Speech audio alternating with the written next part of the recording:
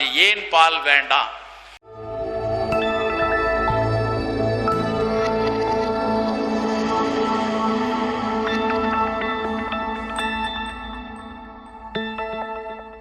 நம்மெல்லாம் சேர்ந்து இந்த பூவுலகில் இந்த மனிதன் மட்டும் நல்ல ஒரு வளர்ச்சி என்கிற பெயரில் இந்த ஒட்டுமொத்த சூழலை சிதைத்து மண்ணையும் நம்மளுடைய நீரையும் காற்றையும் எல்லாவற்றையும் மாசுபடுத்தி இந்த பூமிக்கு சம்பந்தம் இல்லாத பல நச்சுக்களை பல்வேறு இடங்களில் விதைச்சதனோட விளைவு அவையெல்லாம் இன்றைக்கு பல நோய்களாக திருப்பி அடிக்க ஆரம்பித்திருக்கிறது. இதனுடைய ஒவ்வொரு நோய்களுக்கும் பின்னாடி இருக்கக்கூடிய காரணத்தை பார்த்தீங்கன்னா 3 முக்கியமான காரணம் தான். முதல் காரணம் நான் சொன்னபடி உணவு, ஒட்டுமொத்தமாக சீரழிந்திருக்கக்கூடிய உணவு முதல் காரணம். 2வது காரணம் மனம். மனம் எப்படி சந்தோஷமாக இருக்கணும், எப்படி குதூகலமாக இருக்கணும்னு எந்தவித அடையாளமும் தெரியாமல் எல்லாமே நுகர்வோர் கலாச்சாரத்தில் போய் சிக்கி கொண்டிருக்கிறது. முன்னாடிலாம் போட்டோ எடுத்தாங்க, இப்போ போட்டோ எடுக்க வந்தாங்க, நாங்கள்லாம் அப்படியே வரிசையாக நின்னோம். போட்டோ எடுத்த கேமராமேன் வந்து எங்க சிரிங்க எல்லாரும் சிரிங்க அப்படின்னு சொல்லி சிரிப்பாங்க. எல்லாம் சிரிச்சு போட்டோ எடுப்போம். இன்னைக்கு அவன் தானே ஒரு செல்போனை எடுத்து அதை நேராக இப்படி வச்சுக்கிட்டு வாயை கோணலாக வச்சு தானே ஒரு செல்ஃபி போட்டோ எடுத்துக்கிட்டு அதை மகிழ்ச்சிங்கிறான். அதுவா மகிழ்ச்சி? அது மட்டும் இல்லாமல் அதை நடுராத்திரி 2 மணிக்கு ஃபேஸ்புக்கில் ஏற்றி விட்டுட்டு மாப்பிள்ளை ஒரு போட்டோ அனுப்பிச்சிருக்கிறேன், அதுக்கு உடனே லைக் போடு அப்படிங்கிறான் 2 மணிக்கு. அப்போ தான் நான் உன் போட்டோவுக்கு லைக் போடுவேன். இப்படி புரிதலே இல்லாமல் எது மகிழ்ச்சி எது குதூகலம்னு தெரியாமல் நுகர்வோர் கலாச்சாரத்தில் சிக்கிட்டு, இதுக்கு பின்னாடிலாம் ஒரு கேமராவை வந்து ஃபோனுக்குள்ளே வைக்கணும்னு அவசியம் இல்லை. அலைபேசி என்பது வந்து ஒரு உரையாடுவதற்கான விஷயம் கிடையாது. அலைபேசிங்கிறது அவசரத்திற்கான செய்தியை பரிமாறுவதற்கு தான் அலைபேசி. இன்னைக்கு ஒட்டுமொத்த கூட்டத்தில் உங்கள் ஒவ்வொரு வீடுகள்லையும் யோசிச்சு பாருங்க, அத்தனை பேரும் கையில் அலைபேசியோட தான் அலையிறோம். அவ்வளோ பேரும், அதிலும் குறிப்பாக குழந்தைகள். எங்கேயாவது பேசினா அந்த குழந்தை அங்கே உட்காந்து என்னத்தையோ விளையாண்டுக்கிட்டே இருக்கு, தட்டு தட்டு தட்டுன்னு தட்டி. அன்னைக்கு ஒரு பையனை கேட்குறேன், உனக்கு எவ்வளோ ஃப்ரெண்ட்ஸ்டாக இருக்காங்க அப்படின்னு கேட்டால் 4344 அப்படிங்க. நாங்கள்லாம் எங்களுக்கு நண்பர்கள் அப்படின்னா ஒரு 5 பேர் இருப்பாங்க, 7 பேர் இருப்பாங்க. 4344 அவ்வளோ நண்பர்கள் இருக்கடா, எல்லாரையும் பார்த்துருக்கேன். இல்லை, எங்களுக்கெல்லாம் ஃபேஸ்புக்கில் தான் நிறைய ஃப்ரெண்ட்ஸ். ஒட்டுமொத்தமாக எது வந்து ஒரு நட்புனா என்ன, எது நட்பில் எதை பரிமாறுவோம், நட்பில் எப்படி இருப்போம், இப்படி எதுவுமே புரியாமல் யாரோ ஒருத்தர் சொல்லி கொடுக்குறாங்க. அதை வைத்து மொத்த இனமும் மொத்த கூட்டமும் இப்படி போகுது. அதனால இயல்பாக மனதிற்கு வர வேண்டிய மகிழ்ச்சி இல்லை, எதில் இயல்பாக எதில் கேளிக்கையாக இருக்க வேண்டுங்கிற ஒரு மகிழ்ச்சி இல்லை. கேளிக்கையினால் இவன் அழிந்து கொண்டு இருக்கிறான். கேளிக்கை ஒரு விஷயம் கேளிக்கையாக இருக்கணும் அப்படின்னா அது அவனை வளர்க்க வேண்டும். எனக்கு வந்து ஒரு புத்தகம் படிப்பது ஒரு கேளிக்கையாக இருக்கு, மனதை மகிழ்ச்சிப்படுத்தக்கூடிய ஒரு விஷயம். புத்தகத்தை நான் படிக்க படிக்க அது என்னை வளர்க்கும், அது கேளிக்கையாக இருக்கலாம். நீங்கள் உட்கார்ந்து அப்படியே ஒரு இதில் ஃபோனில் ஒரு ஃபோனை வச்சுக்கிட்டு அதில் கிரிக்கெட் விளையாடுறான், அதில் ஃபுட்பால் விளையாடுறான். பல சின்ன குழந்தைகள் என்ன விளையாடுதுன்னு பார்த்தா 2 விளையாடுது. ஒன்று இவன் யாரையாவது துரத்துறான், இல்லைன்னா அது யாரையாவது துரத்துது. இது 2 தான் விளையாட்டு. அப்போ மனம் எப்படி இருக்கும்? மனம் முழுக்க முழுக்க அவனுக்கு வந்து ஒரு சந்தோஷத்தை, எந்த விதத்திலையும் சந்தோஷம் பற்றிய புரிதல் இருக்காது. இது 2வது முக்கிய காரணம். 3வது மிக மிக முக்கியமான காரணம் சூழலில் நாம் நடத்தக்கூடிய வன்முறைகள். இன்றைக்கு ஒரு 3-4 மாதங்களுக்கு முன்னாடி உலக சுகாதார நிறுவனம் ஒரு அறிவிப்பை கொடுத்துச்சு. கிளைபோசேட் அப்படிங்கிற ஒரு கெமிக்கல், தமிழில் அதுக்கு பேர் வந்து நாம் பயன்படுத்திட்டு வரோம், எல்லா இடங்களிலும் பயன்படுத்திட்டு வரோம். தமிழில் அதனுடைய பேர் களைக்கொல்லி. இந்த களைக்கொல்லிகளை வந்து பயன்படுத்துவது நேரடியான புற்றுநோய் காரணி அப்படின்னு சொல்லி ஒரு 3 மாதத்துக்கு முன்னாடி உலக சுகாதார நிறுவனம் அறிவித்து இதை தயவு செய்து பயன்படுத்தாதீங்க அப்படின்னு சொல்லிட்டாங்க. சரியா ஒரு 8-9 ஆண்டுகள் இருக்கும். விஜய் டிவியில் ஊடகத்தில் ஒரு நேரடியான விவாதம் நானும் நம்மாழ்வார் ஐயாவும் கலந்து கொள்கிறோம்.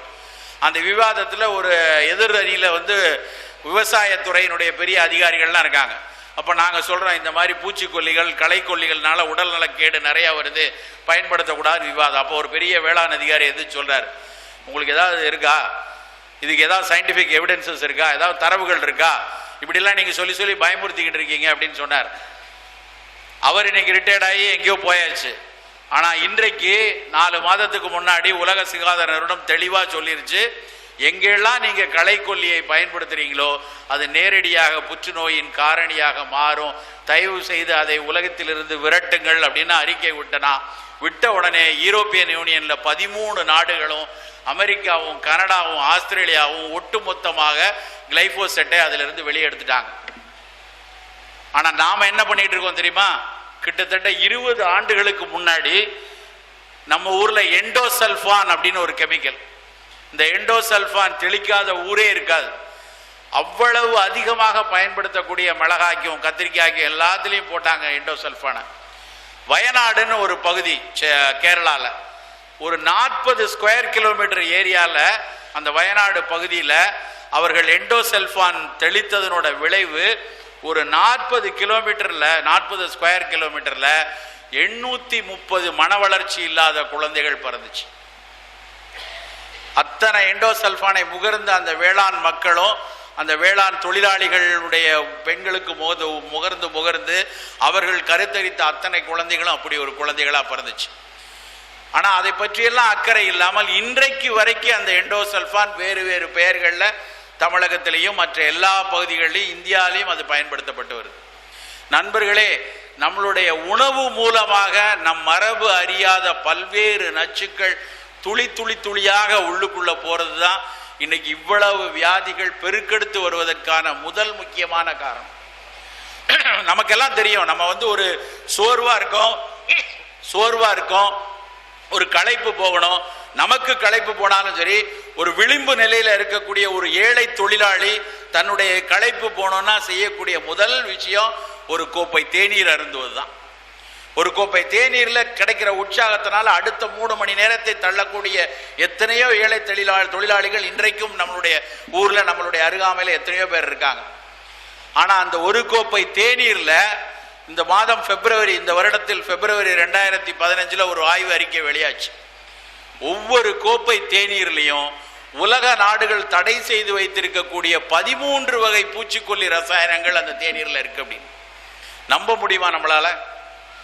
ஒரு தேநீர் தான் இருக்கிறதுலேயே மிகச்சிறந்த ஒரு மூலிகை.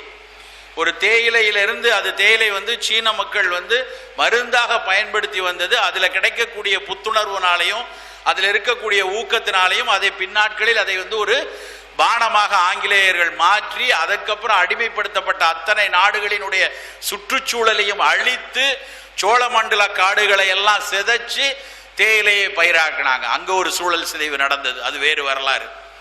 இன்னைக்கு எப்படி நடக்குன்னா, அதே தேயிலையில நல்ல மனம் வர வேண்டும் என்பதற்காக, நிறைய இளம் தளிர்கள் வர வேண்டும்ங்கிறதுக்காக அதுல தெளிக்கக்கூடிய அத்தனை ரசாயனங்களும் இன்றைக்கு பல்வேறு நோய்களுக்கு காலங்கார்த்தாலே நாம வித்தெடுக்கிறோம்.